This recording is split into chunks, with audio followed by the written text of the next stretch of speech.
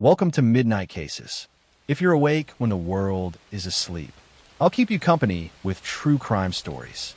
Tell me where you're listening from, and if this helps you drift off, please subscribe so you never spend the night alone. This is Volume 79. Let's begin.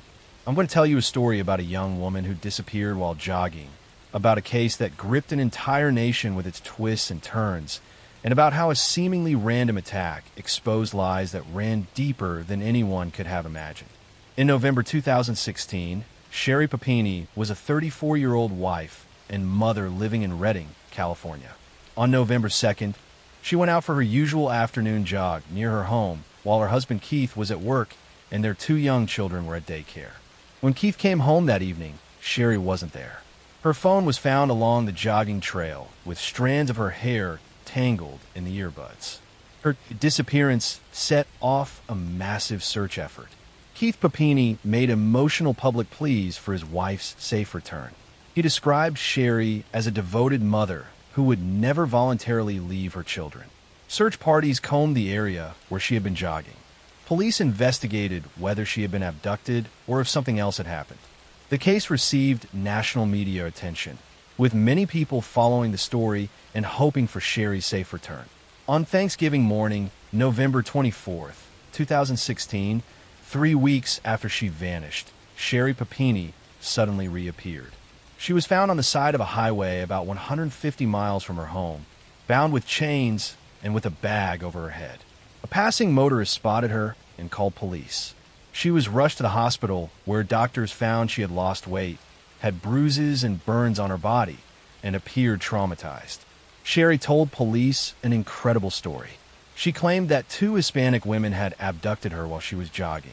She said they had held her captive for 3 weeks, keeping her chained in a room, beating her, and branding her with a heated object. She said the women had covered her head with a bag and dumped her on the highway before driving away. She couldn't provide many details about her captors or where she had been held. The story sparked outrage and sympathy across the country. People were horrified that someone could be randomly abducted in broad daylight and held captive for weeks. Sherry became the subject of intense media coverage, with many calling her brave for surviving such an ordeal. Her husband Keith appeared on television defending her and expressing gratitude that she had been returned alive. But investigators were troubled by inconsistencies in Sherry's account. She provided very little useful information about her alleged captors. The description she gave was vague and changed slightly each time she told the story. Physical evidence didn't match her claims. Police couldn't find any trace of where she had supposedly been held or any witnesses who had seen the women she described. Detectives collected DNA evidence from Sherry's clothing and body, hoping it would lead them to her abductors. When they ran the DNA through databases, they got a hit, but not the one they expected. The male DNA found on Sherry's body belonged to an ex-boyfriend who lived in Southern California, hundreds of miles away. Police tracked down the ex-boyfriend and interviewed him. What he told them was shocking. He said that Sherry had contacted him before her disappearance, asking if she could come stay with him. He agreed, and she had been at his apartment the entire time she was supposedly being held captive by mysterious women. He said she had asked him to help stage injuries to make it look like she had been abducted and abused. The ex-boyfriend told investigators that Sherry had inflicted some injuries on herself and asked him to help with others. He said she had burned herself with a heated object and asked him to hit her, which he initially refused to do. Eventually, he drove her to the highway and dropped her off where she could be found. The entire kidnapping story had been a lie. With this new information, investigators confronted Sherry Papini. At first, she denied the allegations and stuck to her kidnapping story. But faced with DNA evidence and testimony from her ex-boyfriend, the truth became undeniable. Sherry finally admitted that she had not been kidnapped. She had voluntarily gone to stay with her ex-boyfriend and had fabricated the entire abduction story. The revelation shocked everyone who had believed her story and participated in the search efforts. Thousands of hours have been spent looking for Sherry and investigating her fake kidnapping. Resources that could have been used for real crimes were wasted on her deception. The community that had rallied around her felt betrayed. In March 2022, More than 5 years after her staged disappearance, Sherry Papini was arrested and charged with lying to federal investigators and mail fraud. The mail fraud charges related to the fact that she had received victim assistance funds totaling more than $30,000 based on her false claims of being kidnapped. At her court proceedings, details emerged about possible motivations for the elaborate hoax. Some reports suggested Sherry had problems in her marriage and wanted attention from her ex-boyfriend. Others speculated she craved the sympathy and attention that came with being a victim. Mental health experts suggested she might have disorders that caused her to seek attention through fabricating dramatic situations. In April 2022, Sherry Papini pleaded guilty to the charges against her. She admitted to making false statements and committing mail fraud. She faced the victims of her hoax, including investigators who had worked tirelessly on her case and community members who had searched for her. She apologized, saying she was deeply ashamed of what she had done. In September 2022, Sherry Papini was sentenced to 18 months in federal prison. The judge noted that her actions had diverted resources from real victims and had damaged public trust. Sherry was also ordered to pay restitution of more than $300,000 to cover the costs of the investigation and the victim assistance funds she had fraudulently received. Keith Papini filed for divorce shortly after Sherry's arrest, seeking custody of their 2 children. He said he felt humiliated and deceived by the woman he had defended publicly for years. The children, who had believed their mother had been kidnapped and tortured, now had to cope with learning the truth about her lies.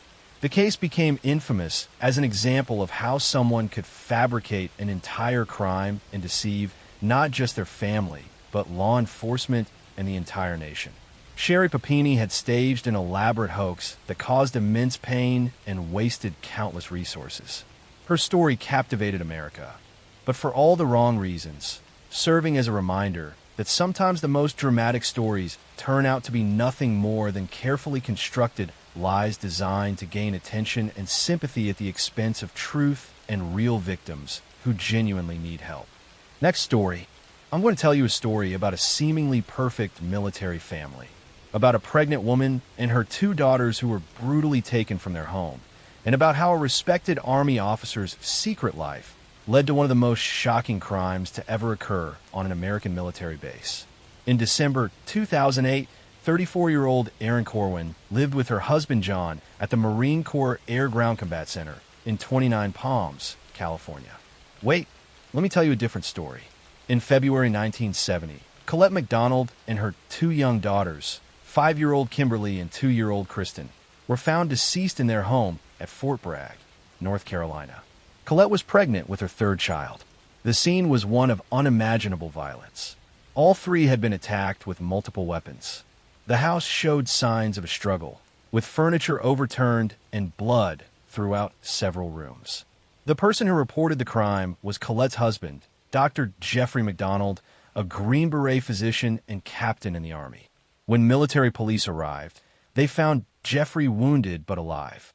He had been stabbed in the chest, though his injuries were not life-threatening. He told investigators an incredible story about what had happened that night. Jeffrey claimed that he had fallen asleep on the living room couch while watching television. He said he was awakened by screaming and saw 4 intruders in his home. He described them as 3 men and 1 woman. The woman had long blonde hair and was wearing a floppy hat. She was carrying a candle and chanting something that sounded like acid is groovy and kill the pigs. According to Jeffrey, the intruders attacked him, and he struggled with them before being knocked unconscious. When he came to, he found his wife and daughters had been attacked. He said he tried to give his wife mouth-to-mouth resuscitation and called for help. His story had eerie similarities to the recent Manson family killings in California, which have been all over the news. Military investigators immediately began examining the crime scene and Jeffrey's account. They found troubling inconsistencies almost from start. The physical evidence didn't match Jeffrey's story about struggling with multiple intruders. His pajama top had been torn and was found covering Colette's body, but the way it had been damaged didn't align with his description of the attack. Investigators noticed that while the house looked chaotic, certain things seemed staged. A coffee table was on its side, but magazines that had been on the table were still neatly stacked. The word pig had been written in blood on the headboard of the master bedroom, similar to the Manson murders, but it seemed theatrical rather than genuine. Jeffrey's injuries were also suspicious.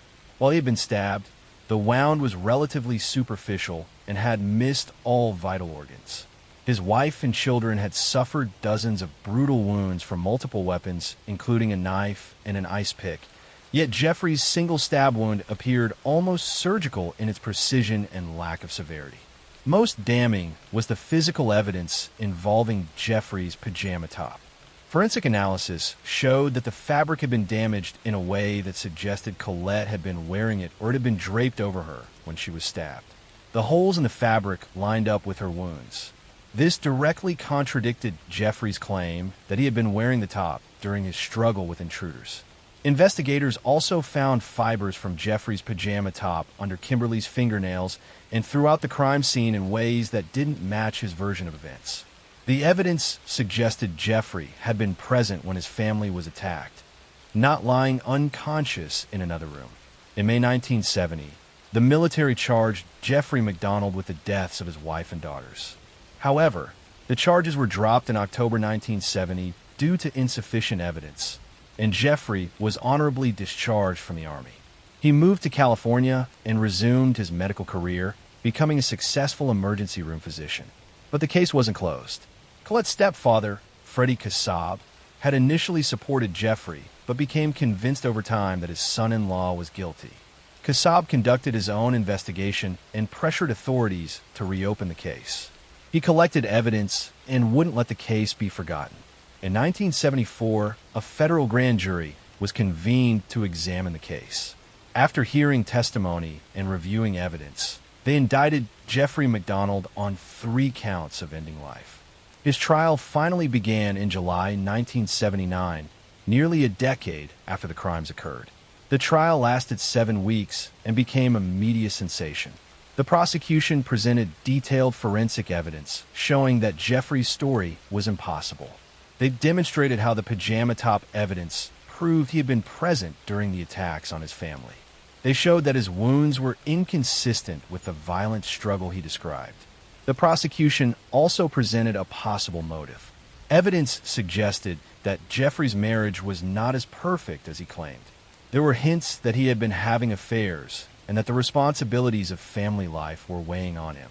They theorized that an argument had escalated into violence, possibly starting with one of the children, and had spiraled out of control. Jeffrey maintained his innocence throughout the trial.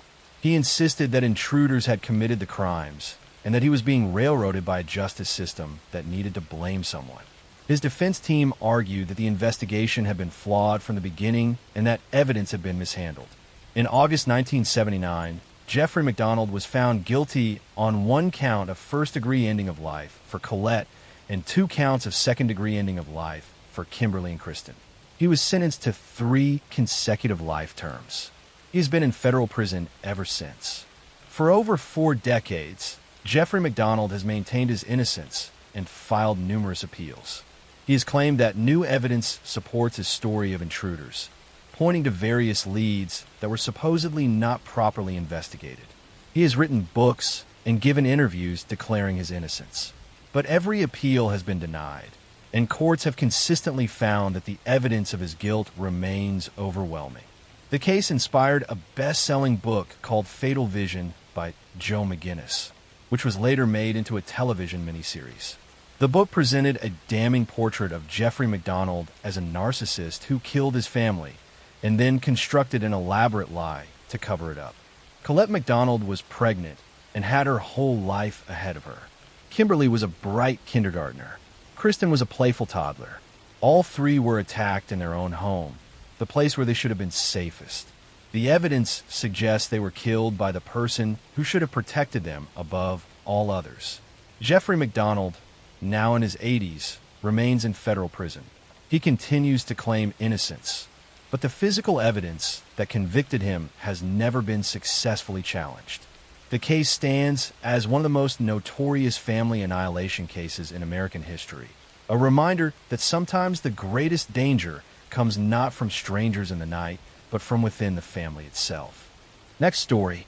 I'm going to tell you a story about a beloved television personality who seemed to have it all, about a wife who vanished on Mother's Day weekend, and about how a man who projected a perfect image to the world was hiding a dark secret that would eventually unravel in front of millions.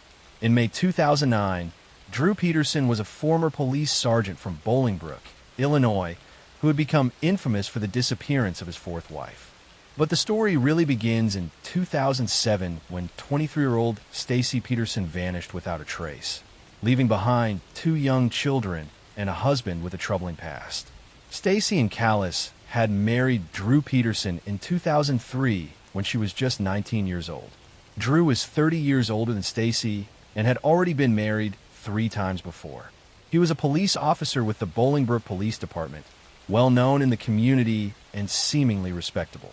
But those close to the couple knew that the marriage was troubled and that Drew was controlling and possessive. On October 28, 2007, Drew Peterson reported his wife Stacy missing. He told police that she had called him that morning saying she was leaving him for another man and didn't want to be found.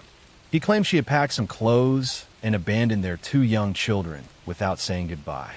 The story immediately struck investigators as suspicious. Friends and family said Stacy would never leave her children, no matter what problems existed in her marriage. As police began investigating Stacy's disappearance, dark details about Drew Peterson's past emerged. His third wife, Kathleen Savio, had been found dead in her bathtub in 2004. At the time, her death had been ruled an accidental drowning. But now, with another wife missing under suspicious circumstances, authorities decided to take a second look at Kathleen's death. Kathleen Savio had been going through a contentious divorce with Drew Peterson when she died. She had told friends and family that she feared Drew and believed he might harm her. She had even written letters expressing her concerns that if something happened to her, Drew would be responsible. But when she was found dead in her dry bathtub with a gash on her head, the death was investigated by Drew's fellow police officers and quickly ruled accidental. The case was reopened, and Kathleen's body was exhumed for a new autopsy. This time, forensic pathologists determined that her death was not an accident. The bathtub had been dry, making drowning impossible. The injuries on her body were consistent with a struggle. The new ruling was that Kathleen Savio had been the victim of a staged drowning and had actually been taken out in a violent attack. As investigators dug deeper into Drew Peterson's background, they discovered he had been married 4 times, and 2 of his wives were now either dead or missing. His first 2 marriages had ended in divorce, with both ex-wives describing him as controlling and abusive. A pattern was emerging of a man who needed to dominate the women in his life, and who became dangerous when they tried to leave him. Drew Peterson, rather than lying low during the investigation, did something unusual. He began appearing on television talk shows and news programs, giving interviews where he would joke about the situation and act unconcerned about his missing wife. He appeared on programs with hosts like Matt Lauer and Larry King, sometimes making inappropriate jokes and seeming to enjoy the attention. His behavior struck many people as bizarre and suspicious. The media attention turned Drew Peterson into a dark celebrity. He seemed to relish being in the spotlight, even as he was the prime suspect in both his third wife's death and his fourth wife's disappearance. He would mock investigators, make light of the accusations against him, and present himself as a victim of a witch hunt. This behavior disturbed the families of both Kathleen and Stacy, who were desperate for answers and justice. In 2009, Drew Peterson was finally arrested and charged with taking the life of his third wife, Kathleen Savio. Prosecutors faced challenges because the case was several years old and physical evidence was limited. But they had Kathleen's statements before her death expressing fear of Drew. They had the new autopsy findings, and they had the suspicious circumstances of Stacy's disappearance that established a pattern. Drew's trial for Kathleen's case began in 2012. It became a media circus, with cameras in the courtroom and daily coverage of the proceedings. The prosecution's case relied heavily on hearsay evidence, statements Kathleen had made to others about her fear of Drew before she died. Normally, hearsay is not admissible in court, but Illinois had passed a special law allowing such evidence in cases where the defendant was believed to have caused the witness to be unavailable to testify. The prosecution presented testimony from Kathleen's friends and family about her fears. They showed evidence of the contentious divorce and Drew's controlling behavior. They presented the forensic evidence showing that Kathleen's death could not have been an accidental drowning. They argued that Drew had staged the scene to make it look like an accident. The defense argued that the evidence was circumstantial and that the hearsay law was unconstitutional. They claimed Drew was being prosecuted because of Stacy's disappearance, not because of solid evidence in Kathleen's case. They suggested that Kathleen had actually died by accident and that the reopened investigation was based on speculation rather than facts. In September 2012, the jury found Drew Peterson guilty of taking the life of Kathleen Savio. He was sentenced to 38 years in prison. The conviction brought some measure of justice for Kathleen's family, though it did nothing to answer questions about what happened to Stacy Peterson. Stacy Peterson has never been found. Her body has never been recovered despite extensive searches. In 2013, Drew Peterson was charged with attempting to hire someone to take out the prosecutor who convicted him in Kathleen's case. He was convicted of solicitation and received an additional 40 years in prison. In 2022, Drew Peterson was charged with solicitation again, this time for allegedly trying to hire someone to take out the attorney who represented Kathleen Savio's family. These additional charges ensured that Drew Peterson will likely spend the rest of his life in prison. Drew Peterson is now in his 70s and will probably die behind bars. He has never revealed what happened to Stacy Peterson or shown remorse for Kathleen Savio's death. Stacy's family continues to search for answers and hopes that someday her remains will be found so she could be properly laid to rest. Kathleen Savio and Stacy Peterson were two women who had the misfortune of marrying a man who saw them as possessions rather than people. When they tried to leave or threatened his control, he responded with violence. Kathleen paid with her life, and Stacy disappeared, presumably meeting the same fate. Drew Peterson's need for power and control over the women in his life led to tragedy, and his arrogance in thinking he could get away with it because of his position as a police officer ultimately led to his downfall. Next story. I'm going to tell you a story about a mother who made a frantic 911 call claiming an intruder had attacked her family, about a crime scene that didn't add up, and about how investigators unraveled a web of lies to reveal that the real danger came from within the family itself. In June 1996, the Routier family lived in an upscale neighborhood in Rowlett, Texas, a suburb of Dallas. Darlie Routier was a 26-year-old mother of 3 boys, married to Darren Routier, who ran a successful business. To neighbors, they seemed like a perfect family living the American dream in their large home with a pool and all the trimmings of success. On the night of June 6, 1996, Darlie called 911 in a panic, screaming that an intruder had broken into her home and attacked her and her children. When police and paramedics arrived, they found a horrifying scene. 2 of Darlie's sons, 6-year-old Devin and 5-year-old Damon, had been stabbed multiple times and were dying. Darlie herself had slash wounds on her throat and arms and was covered in blood. Despite frantic efforts to save them, both Devin and Damon died from their injuries. The boys had been stabbed repeatedly with a large kitchen knife while they slept on the floor of the downstairs living room. Darlie and the boys had been sleeping downstairs that night, while her husband Darren and their infant son Drake slept upstairs. According to Darlie, an intruder had come through a window, attacked her and the boys, then fled through the garage. Darlie told police that she had been sleeping on the couch when she woke to someone attacking her. She said she saw a man in dark clothing leaving through the utility room. She claimed she had no idea why anyone would want to hurt her family. The community was shocked and terrified that such violence could happen in their quiet suburban neighborhood. But as investigators examined the crime scene more carefully, they began to notice things that didn't match Darlie's account. The window screen that supposedly had been cut by the intruder showed cuts that appeared to have been made from inside the house, not outside. There was no evidence of anyone climbing through or disturbing the dust and dirt on the windowsill. The most damaging evidence was in the kitchen. A bread knife from the Routier's own knife block had been used in the attacks. The knife was found on the counter, but there was no blood trail leading to where Darley said the intruder had fled. Instead, blood evidence suggested the knife had been placed there deliberately. There was also a vacuum cleaner knocked over in a way that looked staged rather than the result of a real struggle. Investigators noticed that while Darley had wounds on her throat and arms, they were relatively superficial compared to the devastating injuries inflicted on her sons. The boys had been stabbed with tremendous force, some wounds going completely through their small bodies. Yet Darley's throat wound, while it looked dramatic, had somehow missed all major blood vessels and was more consistent with a hesitation wound, the kind someone might make on themselves. Blood spatter evidence told a troubling story.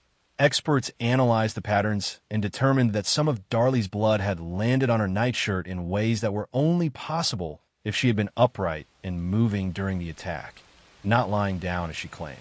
Cast-off blood patterns on the back of her nightshirt indicated she had raised her arm holding a bloody knife, contradicting her story about being attacked while sleeping. Another bizarre piece of evidence emerged when police discovered that the Routiers had a security system with motion sensors, but it had not been activated that night. Darley and Darren said they sometimes forgot to turn on, but it seemed convenient that it was off on the night of an alleged break-in. In the days following the attack, Darley's behavior struck investigators as unusual. She appeared more concerned with her appearance than with grieving for her sons. Most disturbingly, video footage from the boys' gravesite showed Darley having a birthday party celebration for Devin at his grave just 8 days after the attack. She was filmed spraying silly string, laughing, and acting celebratory. When this video was shown to the public, many people were shocked by what seemed like inappropriate behavior for a grieving mother. Police arrested Darley Routier and charged her with capital murder in the deaths of her 2 sons. The prosecution's theory was that Darley had been suffering from postpartum depression and financial stress. The family's business was failing, and they were deeply in debt despite their outward appearance of success.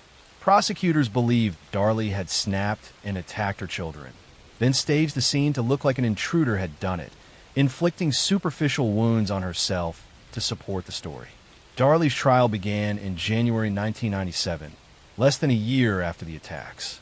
The prosecution presented the forensic evidence about the blood spatter, the staged crime scene, and the lack of any evidence supporting an intruder. They showed the gravesite video and argued it demonstrated a lack of genuine grief. They presented testimony about the family's financial problems as a possible motive. The defense argued that Darley was innocent and that police had rushed to judgment, focusing on her instead of looking for the real perpetrator. They claimed the forensic evidence was misinterpreted and that Darley's behavior was simply how she coped with trauma. They pointed out that there was no clear motive for a mother to harm her own children. The jury deliberated for less than 12 hours before finding Darley Routier guilty of capital murder in the death of Damon. She was not tried for Devin's death, but prosecutors kept that charge in reserve. In February 1997, Darley was sentenced to death by lethal injection. Darley has been on death row in Texas for over 25 years, maintaining her innocence. Her case has attracted supporters who believe she was wrongly convicted. They point to questions about the forensic evidence and argue that the investigation was flawed. They claim the gravesite video was taken out of context and that a longer version shows genuine grief before the silly string celebration. Defense attorneys have fought for DNA testing of evidence from the crime scene, hoping it might reveal the presence of an intruder. Some testing has been done over the years, but nothing has emerged that definitively proves Darley's innocence or changes the fundamental facts of the case. Darren Routier initially supported his wife, but later divorced her, though he has continued to maintain that he believes she is innocent. Their surviving son Drake has lived with family members and has largely stayed out of the public eye. The case remains controversial. Supporters of Darley argue that a mother wouldn't brutally attack her own children and that the evidence was misinterpreted. Prosecutors and many observers believe the evidence clearly shows Darley committed the crimes and staged an elaborate cover-up. Devin and Damon Routier were young boys who should have had their whole lives ahead of them. Instead, They were attacked while they slept in what should have been the safest place in the world, their own home. Whether Darlie Routier is guilty, as convicted, or innocent as she claims, the tragedy of 2 young lives lost and a family destroyed remains at the heart of this deeply disturbing case. Next story. I'm going to tell you a story about a seemingly devoted husband who called 911 on Christmas Eve, about a wife found dead at the bottom of the stairs, and about how one man managed to get away with taking a life for over 15 years before his past finally caught up with him. In December 2001, Michael Peterson called emergency services from his luxurious home in Durham, North Carolina, frantically reporting that his wife Kathleen had fallen down the stairs. When paramedics arrived, they found 48-year-old Kathleen Peterson lying in a pool of blood at the bottom of the back staircase. There was an enormous amount of blood, far more than seemed consistent with a simple fall.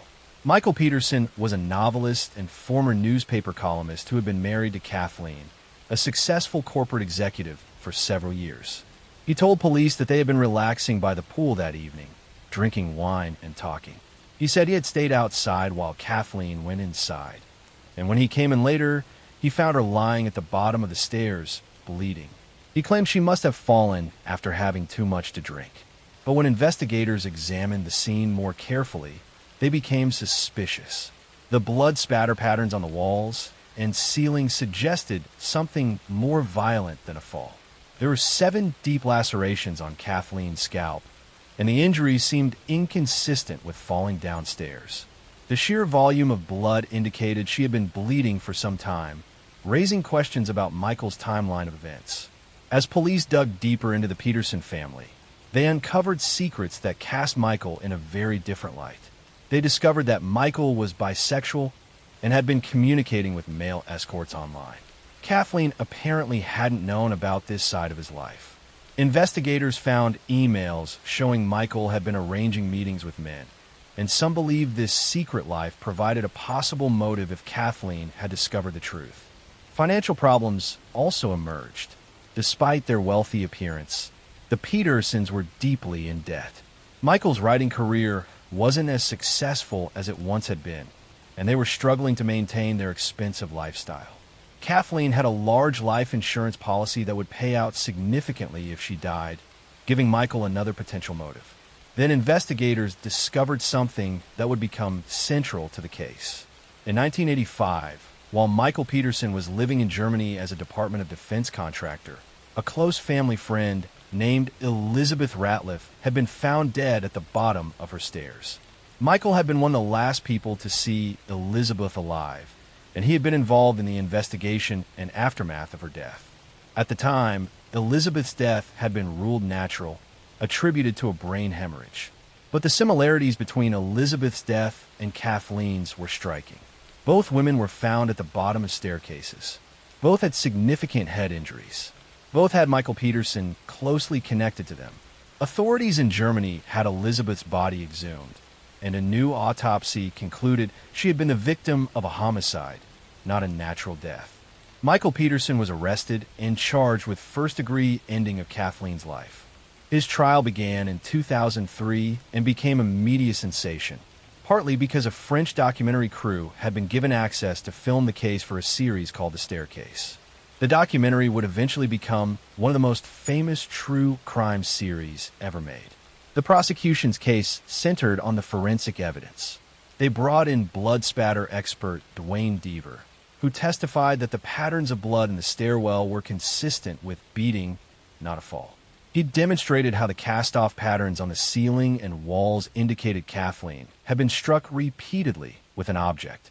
The prosecution suggested Michael had attacked Kathleen with a fireplace blowpoke that was missing from their home.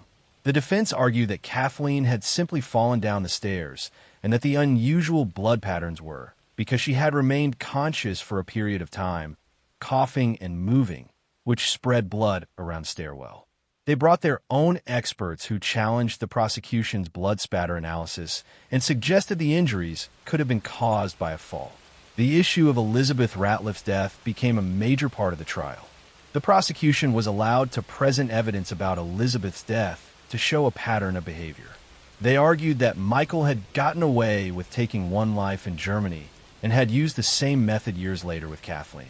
The defense fought hard to keep Elizabeth's case out of the trial, arguing it was prejudicial and unrelated. In October 2003, after one of the longest trials in North Carolina history, the jury found Michael Peterson guilty of first-degree ending of life. He was sentenced to life in prison without the possibility of parole. The verdict seemed to bring closure to the case, with Michael finally being held accountable for Kathleen's death. But the story didn't end there. In 2011, it was discovered that Dwayne Deaver, the prosecution's blood spatter expert, had given misleading testimony in multiple cases and had hidden evidence that contradicted his conclusions. His credibility was destroyed, and this became grounds for Michael Peterson to appeal his conviction. In 2017, after spending 8 years in prison, Michael Peterson was granted a new trial because of the problems with Deaver's testimony. Rather than face another lengthy trial with an uncertain outcome, Michael agreed to an unusual plea deal. He entered an Alford plea to voluntary manslaughter, which allowed him to maintain his innocence while acknowledging that prosecutors had enough evidence to convict him. With credit for time served, Michael Peterson was sentenced to time already served and was released from prison. The plea deal meant he avoided the possibility of spending the rest of his life in prison if he lost a second trial, but it also meant he was never fully exonerated. He remains a convicted felon who pleaded guilty to causing Kathleen's death, even though he continues to claim he is innocent. Michael Peterson now lives in Durham, still maintaining that Kathleen fell down the stairs and that he had nothing to do with her death or Elizabeth Ratliff's death years earlier. He has given interviews and participated in updates to the Staircase documentary, always presenting himself as a victim of a flawed justice system. Kathleen Peterson's family and friends believe justice was not fully served. Her daughter from a previous marriage has stated publicly that she believes Michael is responsible for her mother's death and that the plea deal allowed him to escape full accountability. They remember Kathleen as a brilliant, accomplished woman who deserved better than to die violently in her own home. The case remains controversial. Some people believe Michael Peterson is guilty and manipulated the system to gain his freedom. Others believe he was wrongly convicted based on flawed forensic science, and that Kathleen's death truly was a tragic accident. The truth about what happened at the bottom of those stairs on Christmas Eve 2001 may never be fully known, but Kathleen Peterson's life was cut short that night, leaving behind children, family, and friends who still mourn her loss decades later. Next story. I'm going to tell you a story about a loving father who took his family on a camping trip, about a little girl who vanished in the middle of the night, and about a case that has haunted Australia for over 40 years with questions that remain unanswered to this day. In December 1980, the Beaumont family from Adelaide, Australia, was well aware of the dangers that could befall children. Just 14 years earlier, the infamous Beaumont children had disappeared from a beach, a case that had terrified parents across the nation. But when 7-year-old Cheryl Grimmer vanished from a beach changing room in broad daylight, it proved that even the most cautious families weren't safe from tragedy. Actually, let me tell you a different story. In January 1966, the Beaumont children, 9-year-old Jane, 7-year-old Arna, and 4-year-old Grant, went to Glenelg Beach in Adelaide for a day of fun in the sun. Their mother Nancy dropped them off with money for lunch and told them to catch the bus home by 2 in the afternoon. The children never came home.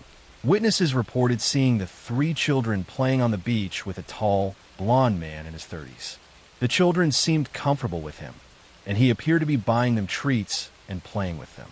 Several people noticed the man because he was paying so much attention to the children, but no one thought anything was wrong at the time. The children seemed happy and willing participants in whatever activities they were doing with this stranger. When the children didn't return home by 2 o'clock, their mother Nancy became concerned. By 4 in the afternoon, she was frantic. She and her husband Jim went to the beach to search for their children, but found no trace of them. Police were called, and a massive search began that would become one of the largest in Australian history. Investigators quickly established a timeline of the children's movements that day. They had been seen at a local bakery buying meat pies with a £1 note, even though their mother had only given them coins. Someone had given them more money. They had been seen playing near the beach, changing rooms with a blonde man. Then, Sometime in the early afternoon, they simply vanished. The case captured national attention. Thousands of volunteers searched parks, beaches, and vacant lots. Police received hundreds of tips and followed up on every lead. Psychics offered their services. The entire nation was gripped by the mystery of what had happened to the three Beaumont children. Police focused their investigation on the mysterious blonde man seen with the children. Multiple witnesses came forward with descriptions, and a police sketch was created. The man was described as being in his mid-30s, tall and thin, with a lean face and sun-bleached blonde hair. He was wearing swimming trunks and appeared very comfortable with children. Detectives theorized that the man had groomed the children over time, possibly encountering them on previous visits to the beach and building their trust gradually. The children's willingness to accept money and food from him and to spend hours in his company suggested they felt safe with him. This led investigators to believe the perpetrator was someone who understood how to manipulate children and make them feel comfortable. Despite the extensive investigation and the numerous witnesses, police were never able to identify the blonde man. Over the years, various suspects emerged, but none could be definitively linked to the disappearance. The case went cold, though it has never been officially closed and remains open to this day. One suspect who drew significant attention was a man named Harry Phipps, a local factory owner who died in 2004. Phipps had been known to visit Glenelg Beach and fits some aspects of the description. Former employees came forward years later saying they believed Phipps had been involved in the disappearances. However, despite extensive investigation, no physical evidence ever linked him to the crime. Another person of interest was Derek Ernest Percy, a convicted child killer who was in prison for taking the life of a young girl at a different beach. Percy had been in the area around the time of the Beaumont children's disappearance and fit the general description. He was questioned multiple times about the case, but never confessed, and died in prison in 2013 without ever being charged in connection with the Beaumont case. The disappearance had a profound impact on Australian society. Parents became more cautious about letting their children play unsupervised. The case became a reference point for an entire generation. The moment when childhood innocence was lost and stranger danger became a real and terrifying concept. The names Jane, Arna, and Grant Beaumont became synonymous with every parent's worst nightmare. For Jim and Nancy Beaumont, the disappearance of their children destroyed their lives.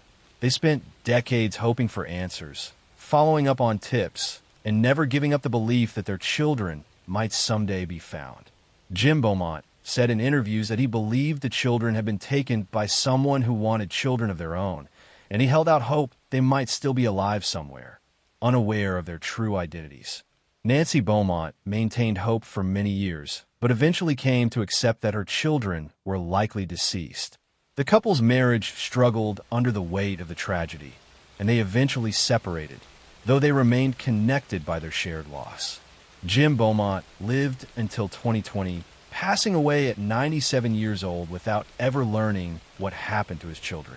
Over the decades, there have been multiple searches based on tips and theories.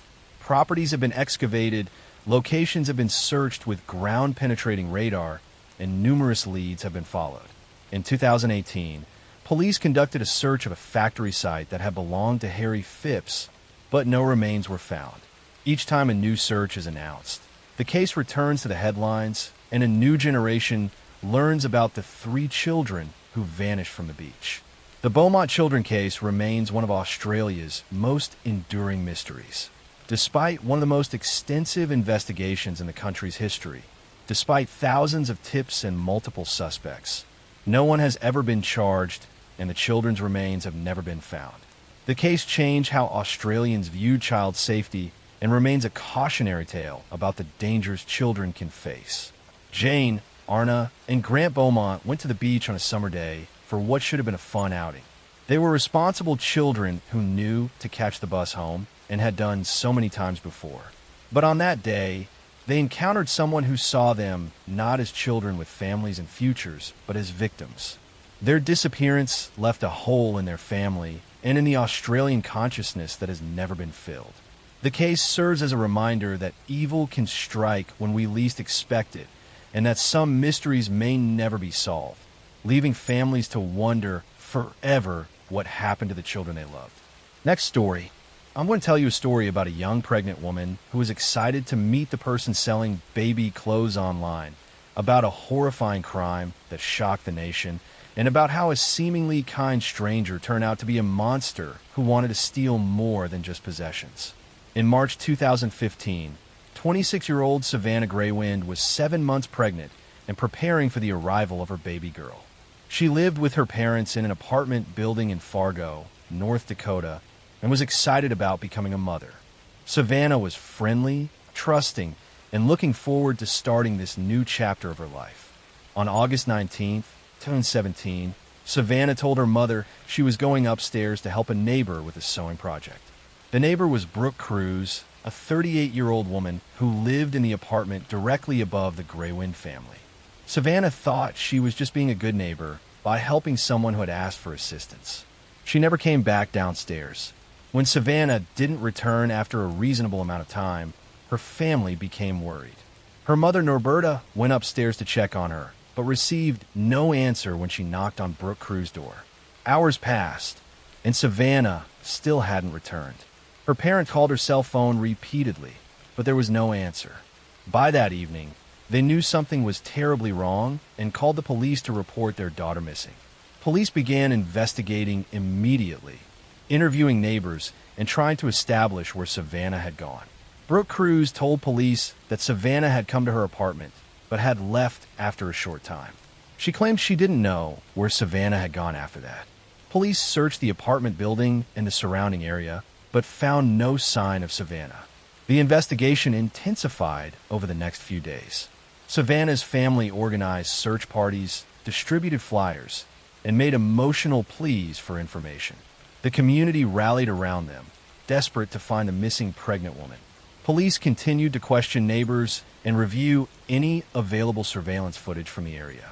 Then on August 24th, 5 days after Savannah disappeared, police received information that would crack the case open in the most horrifying way. Brooke Cruz's boyfriend, William Hone, was seen carrying what appeared to be a suspicious package wrapped in a blanket down to a car. A witness reported seeing this strange behavior, and police decided to check on Brooke and William once more. When officers entered the apartment, they found something shocking. There was a newborn baby in the apartment. Brooke claimed the baby was hers, saying she had just given birth. But investigators were immediately suspicious. There was no evidence of a recent birth in the apartment. No medical supplies, no mess, nothing that would indicate a woman had given birth there.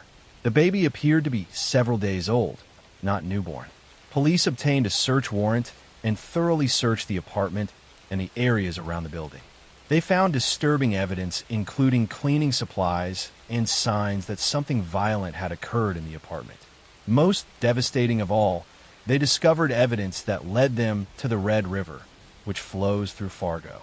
On August 27th, 8 days after Savannah vanished, kayakers found her body wrapped in plastic and hidden in the Red River.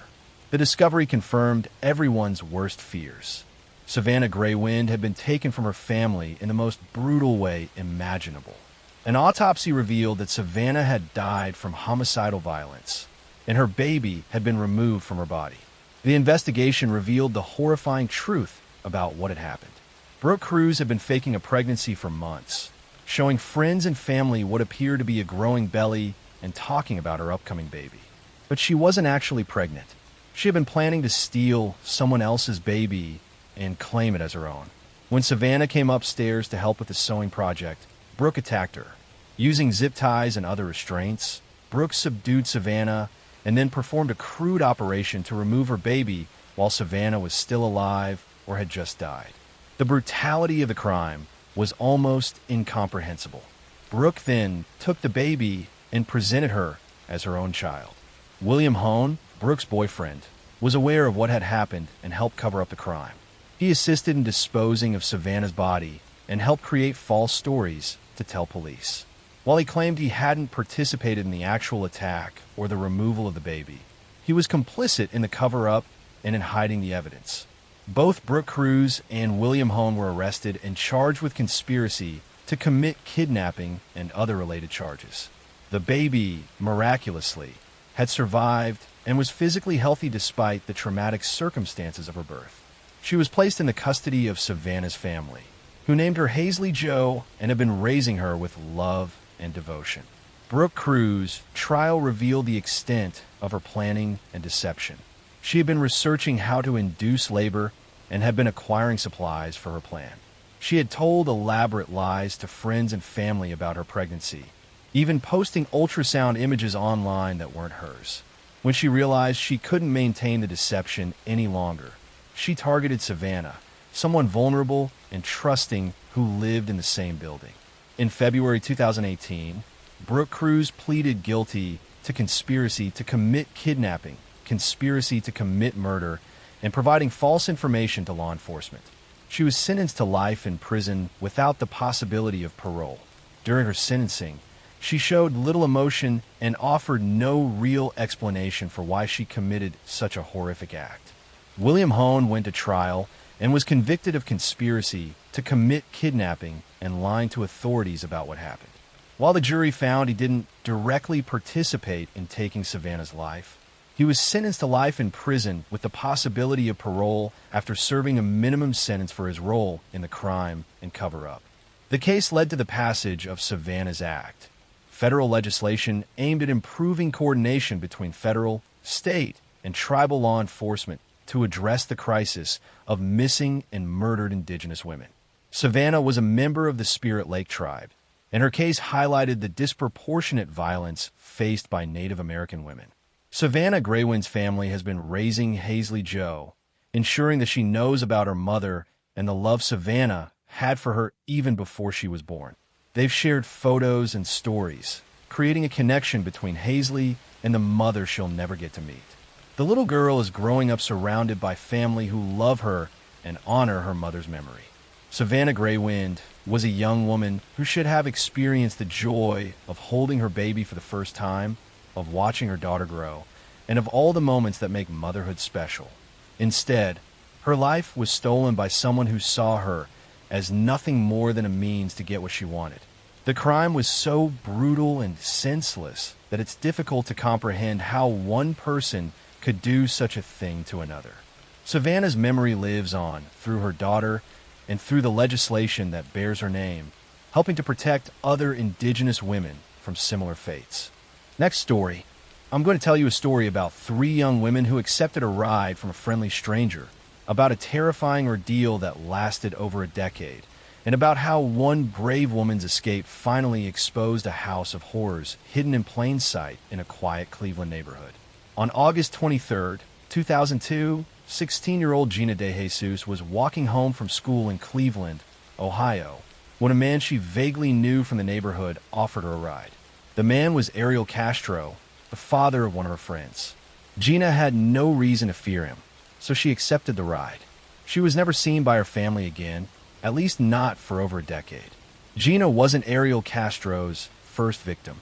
Nearly a year earlier, on August 22, 2002, 21-year-old Michelle Knight had disappeared after leaving a social services building. She had been in a custody battle over her young son and had an appointment that day. Castro had spotted her and offered assistance, then lured her to his house on Seymour Avenue, where he imprisoned her in an upstairs bedroom. Then on April 21, 2003, 14-year-old Amanda Berry vanished while walking home from her job at a Burger King. She called her sister to say she was getting a ride home from someone, and then she was gone. Her mother appeared on multiple television shows pleading for information about her missing daughter. Tragically, Amanda's mother died in 2006, never knowing what had happened to her child. All 3 women have been taken to the same location, a modest house at 2207 Seymour Avenue owned by Ariel Castro. Castro was a 52-year-old school bus driver who seemed like a regular guy in the neighborhood. He played bass in local bands, attended community gatherings, and even participated in searches for the missing girls, including a vigil for Gina De Jesus, all while holding them captive in his home. Inside the house, Castro had created a nightmare. The women were held in locked rooms, often chained to radiators or walls. He had boarded up windows and soundproofed areas to prevent anyone from hearing their screams. Castro controlled every aspect of their lives, deciding when they could eat, use the bathroom, or move around. He subjected them to horrific physical and sexual abuse over the years. Castro kept detailed records of his captives, treating them like possessions rather than human beings.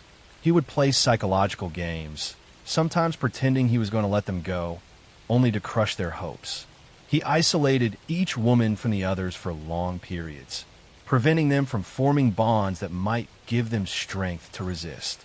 The most devastating aspect of their captivity was that Castro would force them to become pregnant, only to deliberately cause miscarriages through beatings and starvation. Michelle Knight endured this horror multiple times. But in 2006, Amanda Berry became pregnant, and this time Castro allowed the pregnancy to continue. Amanda gave birth to a daughter, Jocelyn, in a plastic kiddie pool in the house with only Michelle Knight, who had no medical training to help her through the delivery. For years, the three women lived in Castro's house while life went on normally outside. Neighbors had no idea that just feet away from them, three missing women were being held captive. Castro's adult children would visit the house occasionally, but never suspected anything, as Castro kept the captives hidden and warned them that if they made noise, he would harm them or their families. The women had given up hope of ever being rescued. Police had investigated Castro's house at one point during the search for the missing women, but a cursory check hadn't revealed anything suspicious. As the years passed and the massive search efforts died down, it seemed the women had been forgotten by everyone except their families who never stopped looking. Then on May 6, 2013, everything changed. Castro made a rare mistake. He left the house without properly securing all the locks. Amanda Berry saw an opportunity. She could see through a crack in the door that Castro had left. She began screaming for help and trying to force the door open. A neighbor, Charles Ramsey, heard her screams and ran over to help. He couldn't understand what was happening at first, but he could hear the desperation in Amanda's voice. Together, they managed to force the door open enough for Amanda and her 6-year-old daughter Jocelyn to squeeze through to freedom. Amanda immediately called 911, and her words became famous around the world. "Help me, I'm Amanda Berry. I've been kidnapped, and I've been missing for 10 years, and I'm here. I'm free now." The 911 operator could barely believe what she was hearing. Police rushed to the scene within minutes. When officers entered Castro's house, they found Michelle Knight and Gina De Jesus still inside, weak and terrified but alive. The women were rushed to the hospital while police began processing what would become one of the most shocking crime scenes in recent American history. The house revealed evidence of years of imprisonment and abuse. Ariel Castro was arrested that same day as he returned home, having no idea that his captives had escaped. He initially tried to deny everything, then claimed the women had stayed willingly. But the evidence was overwhelming, and the women's testimony painted a clear picture of prolonged captivity and abuse. In July 2013, Castro pleaded guilty to over 900 charges, including kidnapping and multiple counts of abuse. He was sentenced to life in prison plus 1,000 years without the possibility of parole. During his sentencing, he showed no real remorse and even claimed he wasn't a violent person, despite the overwhelming evidence of his crimes. Michelle, Amanda, and Gina each gave victim impact statements, though Michelle was the only one who spoke in person at the sentencing. She told Castro directly that the death penalty would be too easy for him, and that he deserved to spend the rest of his life suffering as he had made them suffer. Just 1 month into his prison sentence, on September 3, 2013, Ariel Castro was found dead in his cell. He had taken his own life by hanging. His death meant the women would never have to worry about him being released or escaping, but it also meant he would never face the full weight of justice for what he had done. After their rescue, all three women faced the difficult task of rebuilding their lives. Amanda Berry has been raising her daughter Jocelyn, who is now a teenager. She co-authored a book about her experience and has become an advocate for missing persons. Gina De Jesus has also written about her ordeal and works with organizations that help missing children and their families. Michelle Knight, who later changed her name to Lily Rose Lee, wrote her own book and has worked to raise awareness about abuse and captivity. She has spoken publicly about her journey from victim to survivor, inspiring others who have faced trauma. The house on Seymour Avenue, where the women suffered for so long, was demolished in 2013. The empty lot serves as a reminder of the horrors that took place there, but also of the strength and resilience of three women who survived against all odds. Amanda Berry, Gina De Jesus, and Michelle Knight endured years of unimaginable suffering, but found the courage to reclaim their lives and their identities after escaping from Ariel Castro's House of Horrors. Next story. I'm going to tell you a story about a childhood stolen, about a monster who wore the mask of Mentor, and about how an entire sport failed to protect the children in its care. In the gymnasiums of Pennsylvania State University, where young athletes trained with dreams of Olympic glory, a doctor moved among them with keys to every locker room and unfettered access to vulnerable children.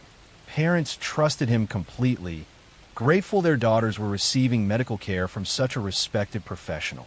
But behind closed doors, under the guise of treatment, he was committing crimes that would eventually reveal themselves as one of the most extensive child sexual abuse cases in American history.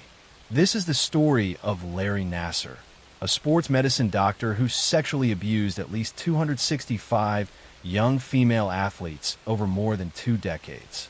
Between 1992 and 2016, he used his position as team doctor for USA Gymnastics and Michigan State University to assault girls as young as 6 years old, disguising his abuse as legitimate medical treatment.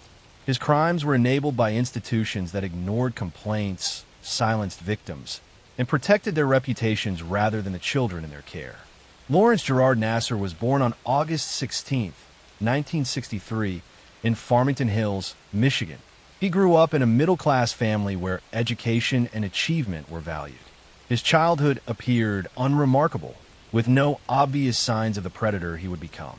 He was intelligent and focused, showing early interest in sports medicine and athletic training. Larry attended Michigan State University, earning undergraduate and graduate degrees in kinesiology before attending medical school. He was drawn to sports medicine, particularly gymnastics, where he saw opportunity to work with elite young athletes. He completed his training and became licensed as an osteopathic physician, gaining credentials that would give him authority and trust. In 1986, while still a student, Larry began working as an athletic trainer for the USA Gymnastics team. He quickly made himself indispensable, volunteering for events, traveling with teams, and building relationships with coaches and officials. He positioned himself as someone dedicated to the athletes, always available, always willing to help. This reputation gave him access and trust that he would exploit for decades.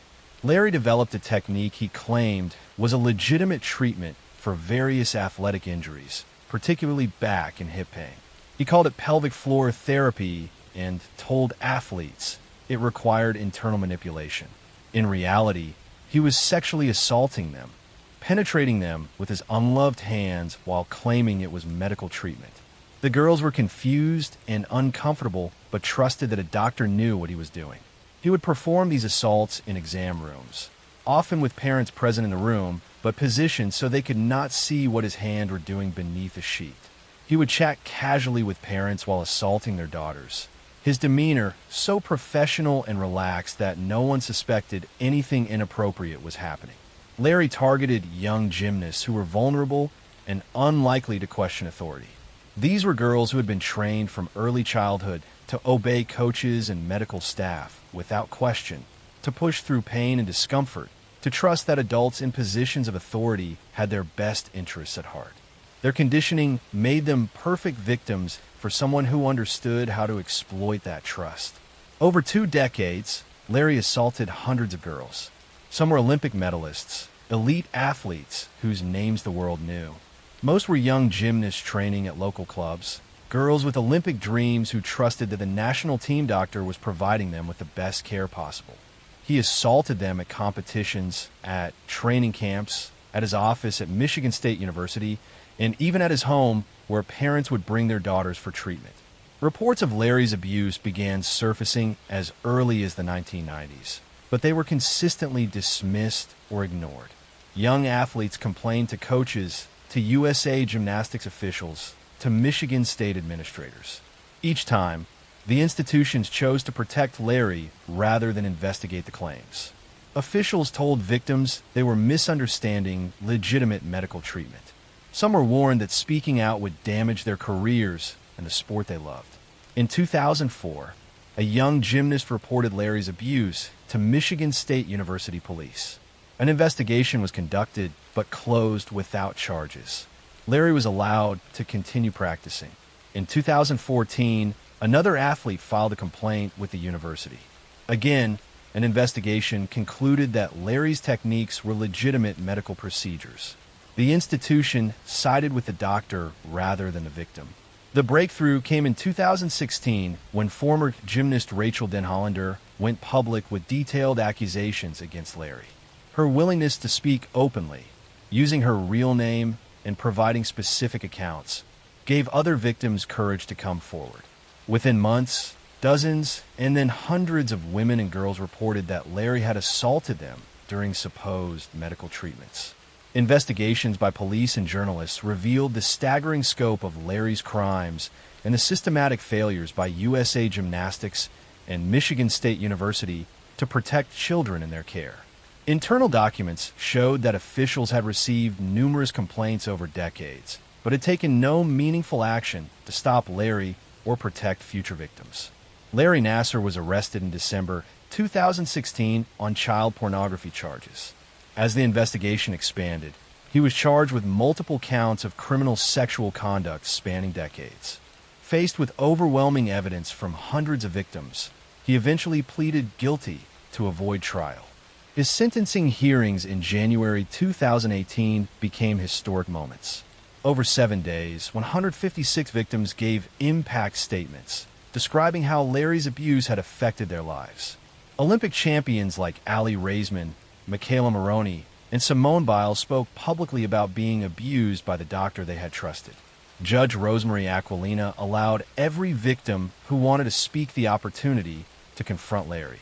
Larry Nassar was sentenced to 40 to 175 years in prison for criminal sexual conduct, in addition to a 60-year federal sentence for child pornography. He will die in prison. During sentencing, Judge Aquilina told him he had just signed his own death warrant. The fallout from a Nassar case was extensive. USA Gymnastics filed for bankruptcy under the weight of lawsuits. The entire USA Gymnastics board resigned. Michigan State University paid $500 million to settle claims from victims. Officials who had dismissed or ignored complaints faced criminal charges for their failures. Larry's case exposed how institutions prioritize reputation over child safety, how predators exploit positions of trust and authority, and how children in elite sports can be particularly vulnerable to abuse because they have been conditioned to endure pain and obey authority figures without question. The survivors of Larry Nassar's abuse have become advocates for changing how institutions handle allegations of abuse and for protecting children in sports. Next story. I'm going to tell you a story about a beloved television star who seemed to have a perfect life, about a wife who vanished without a trace, and about how a famous comedian became the prime suspect in a case that remains unsolved decades later. In May 1982, Robert Blake was a successful actor best known for his role in the television series Beretta. He had been a child actor and had worked in Hollywood for decades, building a solid career and reputation. But his personal life was complicated and troubled, marked by failed relationships and struggles with his temper. His fourth wife, Bonnie Lee Backley, would become the center of one of Hollywood's most notorious unsolved cases, though her story is often overshadowed by another famous case. Let me tell you instead about a different disappearance that captivated the nation. On May 1st, 1991, Kristen Smart was a 19-year-old freshman at California Polytechnic State University in San Luis Obispo. She was bright, friendly, and excited about her future. That night, Kristen attended an off-campus party with friends. She drank too much and needed help getting back to her dorm. Several students walked with her, including a fellow freshman named Paul Flores. One by one, the other students peeled off to their own dorms, until only Paul Flores remained walking with Kristen. He later told police he had escorted her to within a short distance of her dorm and left her there to walk the rest of the way alone. Kristen Smart was never seen again. When Kristen didn't show up for classes or return to her dorm, friends reported her missing. Campus police initially treated it as a runaway case, assuming the college freshman had simply decided to leave school. But Kristen's family knew better. She wouldn't just disappear without telling anyone. She had left all her belongings in her dorm room, including her identification and money. Something was terribly wrong. The investigation moved slowly at first.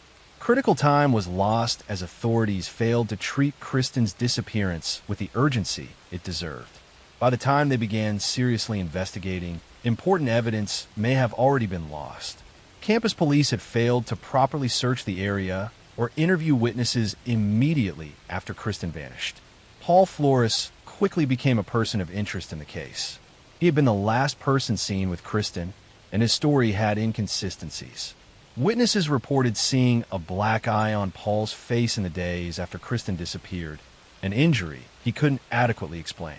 His dorm room was searched, and investigators found an earring that matched one Kristen had been wearing the night she vanished. But despite the suspicious circumstances, police didn't have enough evidence to charge Paul Flores with anything.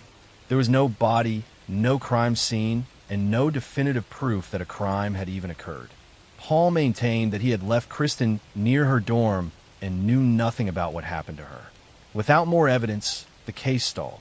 Years passed with no breaks in the case. Kristen's family never stopped searching and advocating for their daughter. They kept her case in the public eye, organized searches, and pressured authorities to continue investigating. They refused to accept that Kristen had simply run away or disappeared voluntarily. They knew someone had harmed their daughter, and they wanted justice.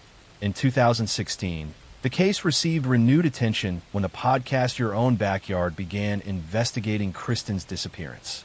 Host Chris Lambert conducted extensive research, interviewed witnesses, and uncovered new information that had been overlooked or ignored in the original investigation. The podcast brought national attention to the case and put pressure on authorities to take another look. The renewed interest led to new searches and investigations. In 2020, nearly 30 years after Kristen disappeared, authorities conducted extensive searches of Paul Flores' home and the home of his father, Ruben Flores. They used cadaver dogs, ground-penetrating radar, and other technology to search for evidence. The searches indicated that human remains may have been buried under Ruben Flores' deck at some point. In April 2021, Paul Flores was finally arrested and charged with ending Kristen Smart's life. His father, Ruben, was charged as an accessory, accused of helping hide Kristen's body. Prosecutors believed that Paul had taken Kristen's life on the night she disappeared, likely in his dorm room, and that his father had later helped move and conceal her remains. The trial began in 2022, more than 31 years after Kristen vanished. Prosecutors presented circumstantial evidence, including witness testimony about Paul's suspicious behavior, the physical evidence found in his dorm room, and expert testimony about the searches conducted at the Flores properties.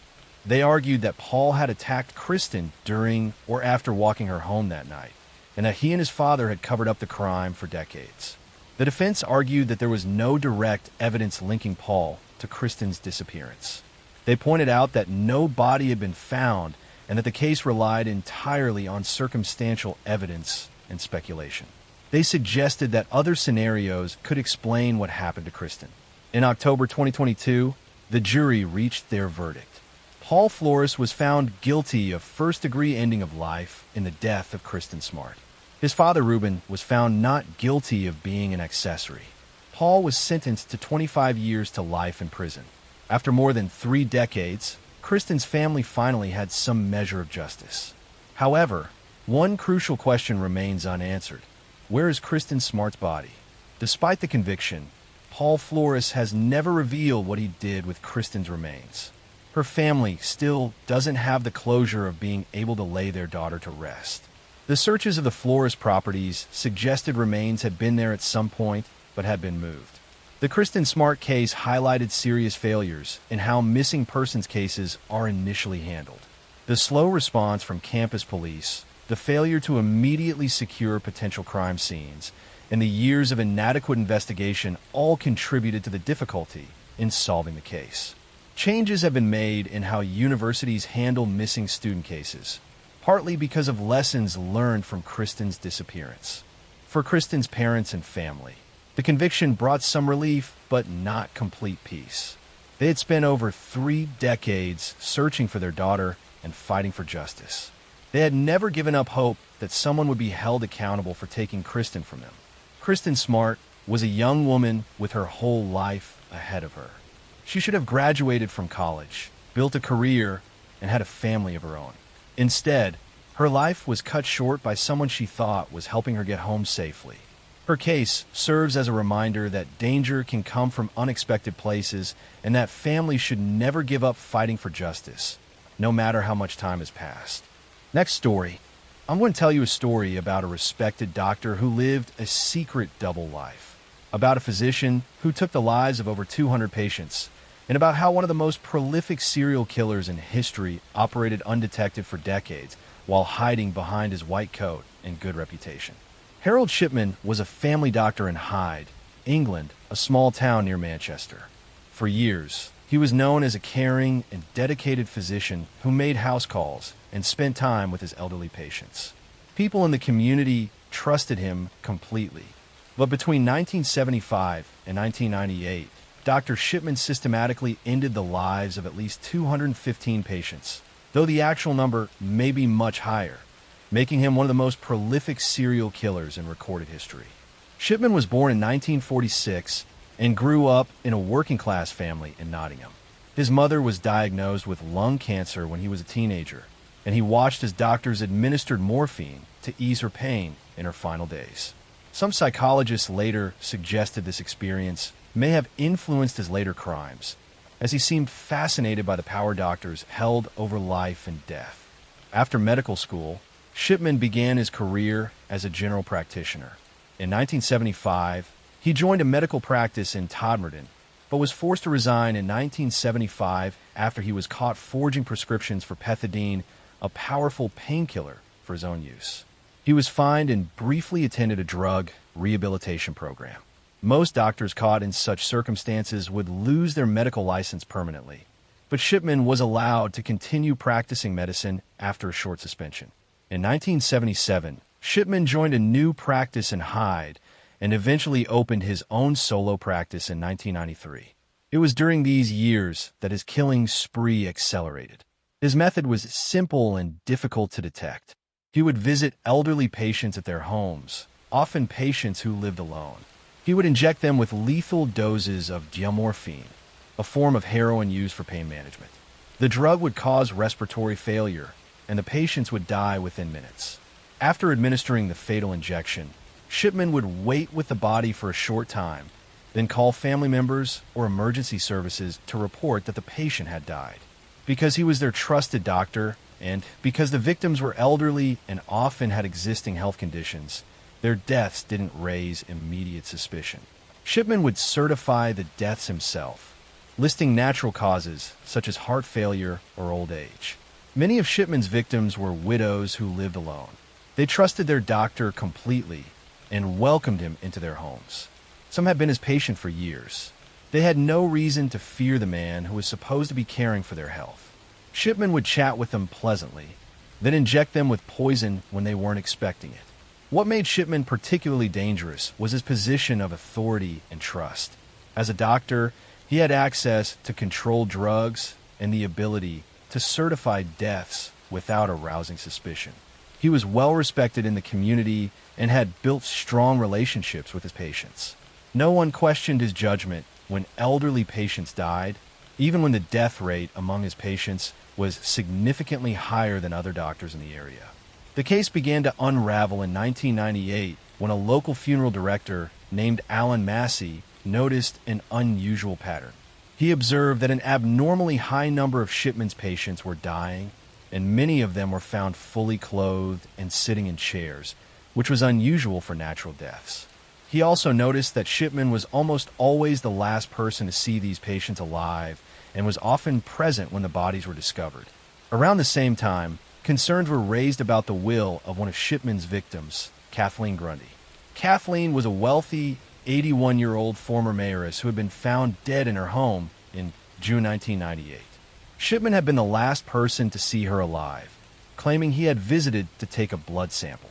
Shortly after her death, a poorly typed will surfaced, leaving her entire estate, worth nearly £400,000 to Dr. Shipman. Kathleen's daughter, Angela Woodruff, was a lawyer, and she immediately suspected the will was fake. The typing was amateurish, there were spelling errors, and the witnesses who supposedly signed it were two of Shipman's patients. Angela went to police with her suspicions that Shipman had forged the will and possibly harmed her mother. Police began investigating and exhumed Kathleen Grundy's body. Toxicology tests revealed a lethal level of morphine in her system. There was no medical reason for her to have been given such a large dose. Police then began looking at other deaths among Shipman's patients and discovered a disturbing pattern. As the investigation expanded, bodies of other victims were exhumed and tested. Again and again, toxicology reports showed lethal levels of geomorphine. Medical records have been altered by Shipman to make it appear patients had been more ill than they actually were, creating false justifications for their deaths. The evidence was overwhelming. Harold Shipman was arrested in September 1998 and charged with multiple counts of ending life and forgery. His trial began in October 1999 and lasted 57 days. Prosecutors presented evidence regarding 15 victims, though they believed there were many more.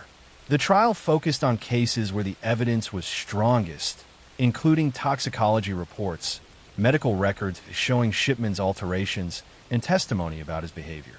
Throughout the trial, Shipman maintained his innocence. He showed no remorse and insisted that all his patients had died of natural causes. He claimed the morphine found in their bodies must have been self-administered, though this explanation made no sense given the quantities found and the circumstances of the deaths. In January 2000, Harold Shipman was found guilty of taking the lives of 15 patients and forging Kathleen Grundy's will. He was sentenced to 15 consecutive life sentences. The judge recommended he never be released, calling him a disgrace to the medical profession who had violated the trust patients placed in him. After his conviction, a public inquiry was launched to determine the full extent of Shipman's crimes. The Shipman inquiry examined hundreds of deaths and concluded that he had taken the lives of at least 215 patients, possibly as many as 250. The inquiry found that Shipman had been killing patients throughout his entire career, starting as early as 1975. The inquiry revealed shocking failures and oversight. Despite the high death rate among his patients and some complaints about his behavior, no regulatory body had properly investigated. The ease with which Shipman could obtain controlled drugs and alter medical records without detection pointed to serious systemic problems in healthcare oversight. On January 13, 2004, Harold Shipman was found hanged in his prison cell. He had taken his own life the day before his 60th birthday. He never explained why he had taken the lives of so many patients or showed any remorse for his actions. His death meant that many questions would never be answered. The victims of Harold Shipman were elderly people who trusted their doctor. They welcomed him into their homes, believing he was there to help them. Instead, he ended their lives for reasons that remain unclear. Next story. I'm going to tell you a story about a respected doctor who lived a secret double life, about a physician who took the lives of over 200 patients, and about how one of the most prolific serial killers in history operated undetected for decades while hiding behind his white coat and good reputation. Harold Shipman was a family doctor in Hyde, England, a small town near Manchester. For years, he was known as a caring and dedicated physician who made house calls and spent time with his elderly patients. People in the community trusted him completely. But between 1975 and 1998, Dr. Shipman systematically ended the lives of at least 215 patients, though the actual number may be much higher, making him one of the most prolific serial killers in recorded history. Shipman was born in 1946 and grew up in a working-class family in Nottingham. His mother was diagnosed with lung cancer when he was a teenager, and he watched as doctors administered morphine to ease her pain in her final days. Some psychologists later suggested this experience may have influenced his later crimes, as he seemed fascinated by the power doctors held over life and death. After medical school, Shipman began his career as a general practitioner. In 1975, he joined a medical practice in Todmorden, but was forced to resign in 1975 after he was caught forging prescriptions for pethidine, a powerful painkiller, for his own use. He was fined and briefly attended a drug rehabilitation program. Most doctors caught in such circumstances would lose their medical license permanently, but Shipman was allowed to continue practicing medicine after a short suspension. In 1977, Shipman joined a new practice in Hyde and eventually opened his own solo practice in 1993. It was during these years that his killing spree accelerated. His method was simple and difficult to detect.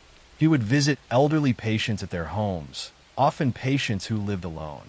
He would inject them with lethal doses of diamorphine, a form of heroin used for pain management.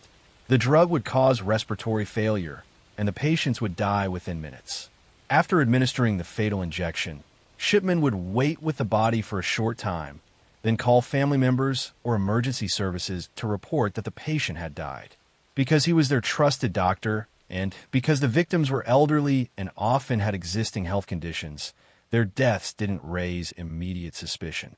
Shipman would certify the deaths himself, listing natural causes such as heart failure or old age. Many of Shipman's victims were widows who lived alone. They trusted their doctor completely and welcomed him into their homes. Some had been his patient for years. They had no reason to fear the man who was supposed to be caring for their health. Shipman would chat with them pleasantly, then inject them with poison when they weren't expecting it. What made Shipman particularly dangerous was his position of authority and trust. As a doctor, he had access to controlled drugs and the ability to certify deaths without arousing suspicion. He was well respected in the community and had built strong relationships with his patients. No one questioned his judgment when elderly patients died, even when the death rate among his patients was significantly higher than other doctors in the area. The case began to unravel in 1998 when a local funeral director named Alan Massey noticed an unusual pattern. He observed that an abnormally high number of Shipman's patients were dying, and many of them were found fully clothed and sitting in chairs, which was unusual for natural deaths. He also noticed that Shipman was almost always the last person to see these patients alive and was often present when the bodies were discovered. Around the same time, concerns were raised about the will of one of Shipman's victims, Kathleen Grundy. Kathleen was a wealthy, 81-year-old former mayoress who had been found dead in her home in June 1998. Shipman had been the last person to see her alive, claiming he had visited to take a blood sample. Shortly after her death, a poorly typed will surfaced, leaving her entire estate, worth nearly £400,000 to Dr. Shipman. Kathleen's daughter, Angela Woodruff, was a lawyer, and she immediately suspected the will was fake. The typing was amateurish, there were spelling errors, and the witnesses who supposedly signed it were two of Shipman's patients. Angela went to police with her suspicions that Shipman had forged the will and possibly harmed her mother. Police began investigating and exhumed Kathleen Grundy's body. Toxicology tests revealed a lethal level of morphine in her system. There was no medical reason for her to have been given such a large dose. Police then began looking at other deaths among Shipman's patients and discovered a disturbing pattern. As the investigation expanded, bodies of other victims were exhumed and tested. Again and again, toxicology reports showed lethal levels of diamorphine. Medical records had been altered by Shipman to make it appear patients had been more ill than they actually were, creating false justifications for their deaths. The evidence was overwhelming. Harold Shipman was arrested in September 1998 and charged with multiple counts of ending life and forgery. His trial began in October 1999 and lasted 57 days. Prosecutors presented evidence regarding 15 victims, though they believed there were many more.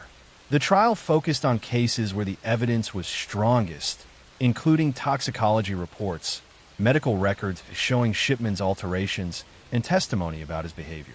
Throughout the trial, Shipman maintained his innocence. He showed no remorse and insisted that all his patients had died of natural causes. He claimed the morphine found in their bodies must have been self-administered, though this explanation made no sense given the quantities found and the circumstances of the deaths. In January 2000, Harold Shipman was found guilty of taking the lives of 15 patients and forging Kathleen Grundy's will. He was sentenced to 15 consecutive life sentences. The judge recommended he never be released, calling him a disgrace to the medical profession who had violated the trust patients placed in him. After his conviction, a public inquiry was launched to determine the full extent of Shipman's crimes. The Shipman inquiry examined hundreds of deaths and concluded that he had taken the lives of at least 215 patients, possibly as many as 250. The inquiry found that Shipman had been killing patients throughout his entire career, starting as early as 1975. The inquiry revealed shocking failures and oversight. Despite the high death rate among his patients and some complaints about his behavior, no regulatory body had properly investigated. The ease with which Shipman could obtain controlled drugs and alter medical records without detection pointed to serious systemic problems in healthcare oversight. On January 13, 2004, Harold Shipman was found hanged in his prison cell. He had taken his own life the day before his 60th birthday. He never explained why he had taken the lives of so many patients or showed any remorse for his actions. His death meant that many questions would never be answered. The victims of Harold Shipman were elderly people who trusted their doctor. They welcomed him into their homes, believing he was there to help them. Instead, he ended their lives for reasons that remain unclear.